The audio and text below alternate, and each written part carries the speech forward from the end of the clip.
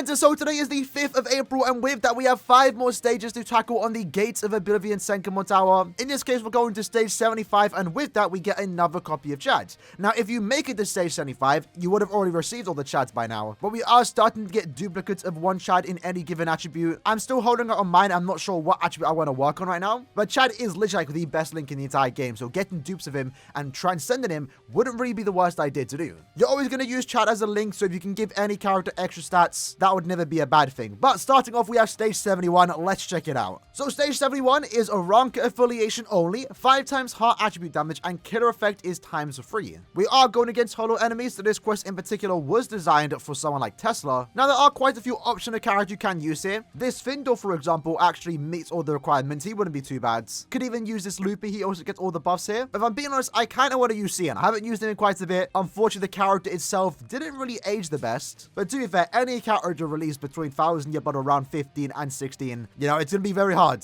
for them to compete with those two particular banners. But I gotta say, look at those links that Heart has access to. That is absolutely crazy. And that 1000 year Bloodweight Ichigo link is max transcended. That's going to be really good. So yeah, damage-wise, doesn't like we're going to have an issue here. Even the SA1, that's how you know we're doing a lot of damage here. The SA1 can even kill. Look at that. So, we could probably use our Sombon, but I don't really want to. I'll save the Sombon for the last stage. It's actually been a minute since I've actually played this scene. I do like the visual of the character. I don't like the gameplay. I think in harder content like IT, he doesn't really play the best unless there's a rank enemies. But I do just love the existence of this character in game. But let's use the Soul Bomb.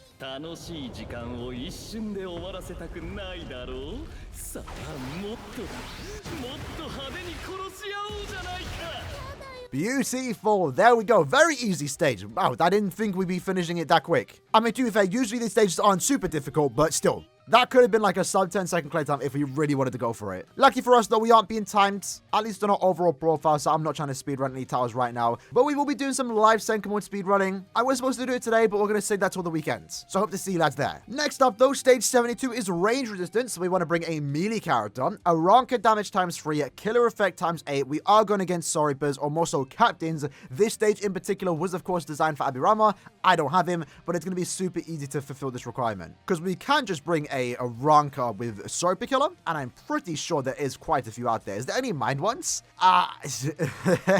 You know what? Let's do it. And once more, look at these mind links. They're absolutely beautiful. We're finally getting to that point now where like most of the attributes are starting to get rounded links. All right, so in this case, that is the statues. We don't have to worry about them, and it's range resistance, isn't it? Yikes. All right, so we're going with plan B. We're bringing Aaroniero instead. In this case, she is actually 5 out of 5, so damage-wise, she shouldn't be too bad. Unfortunately, we are going to take a bit of damage here. Let's just farm it. Let's see how it goes, because yeah, even without the fact that we lost a bit of our full stam, we're still going to do some respectable damage here. And the most important part is that survivability isn't going to really be an issue here, because we have a very high chance of actually inflicting weakening. Like if we use that SA3, Jusha is probably going to get weakened. But let's just wait a couple more seconds. Let's use our SA2. Cancel it though. Look at that. One hit.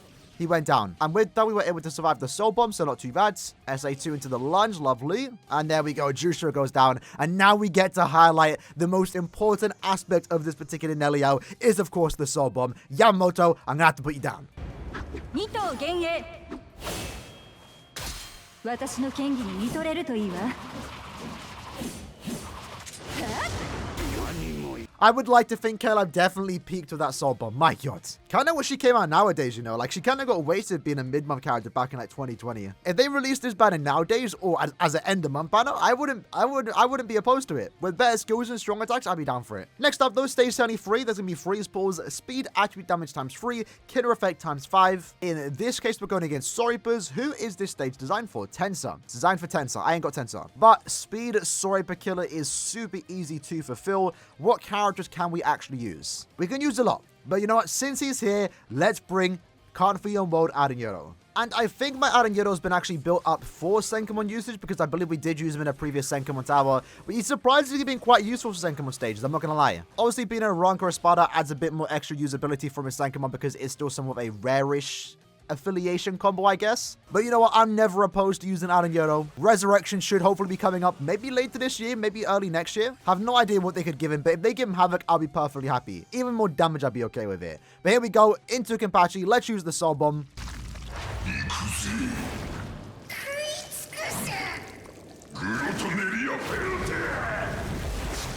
Love it. Great amount of damage too. That is a max transcended Aaroniero, of course. Absolutely love the design. Love the fact they also have the voice actors too. It's nice to see both of them return. And not have like a robot voice because they're not in the tube anymore. I don't know. But like, there we go. 36-second playtime. Not too bad. Let's move on to stage 74. So stage 74 wants to bring a power character, killer effect times 3, captain affiliation damage times 3, and we are going against a Ronka. So usually these stages are designed for newer characters. I have no idea who this is designed for. Oh, Mayuri.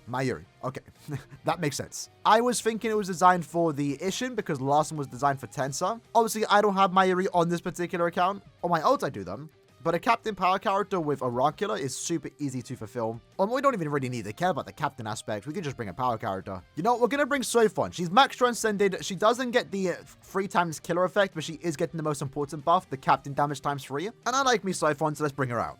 And you know, even though we're going with a NAD build, so we're using Chappies, we're going to bring these 3 particular links just because I don't want to quickly change everything. Those links were kind of just there. We're getting the stat buff. We're still getting full stamina damage. And with our shield, we really shouldn't have any issues taking any type of damage for the most part. But I must say, the idea of using like full stamina recharge hybrid links on a NAD character isn't really like the worst idea, to be fair. Because you're still able to get, you know, basically the normal attack damage output with the idea that you have to be at full stamina and stay at full stamina. But with Soifon, it's not really that big of a deal because we have the shields. As you can see, damage output really isn't an issue for us. But it also means that we can infinitely stack that boost for the most part, right? Comes back every 20 seconds, so it's not really the worst idea. That's one thing NAD characters are lacking is those NAD and also recharge links to take advantage of that particular SA2.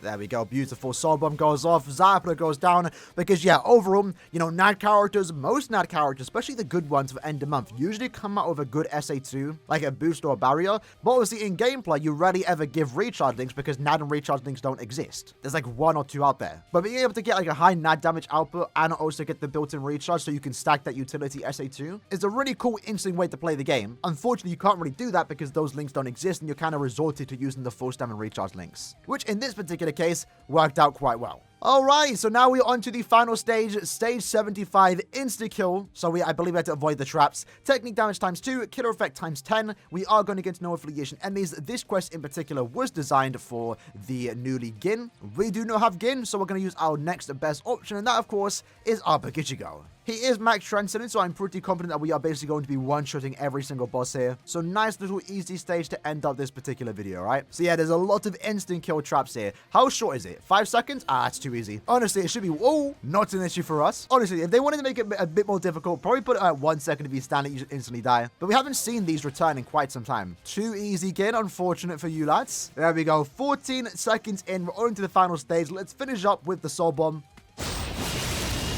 And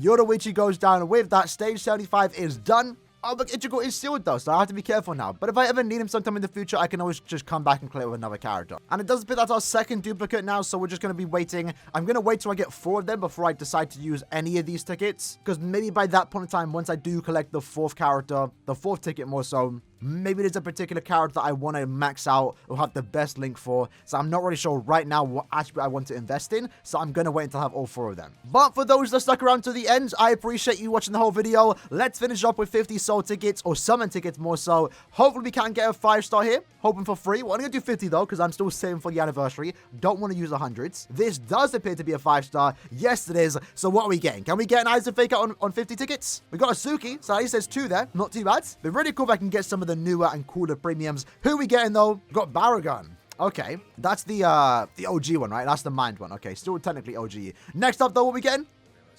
Ah, Kayan. Not Kayan, bro. The wrong Kayan. And next up, do we get another one? Ah, unfortunate. That's what we're ending on. 2 duplicates. That's fine. No trans points is trans points. But with that, lads, that was the video for today. Going through the new 5 stages of Gates of Oblivion Senkaimon Tower. Hope you liked and enjoyed the video. I'll see you lads next.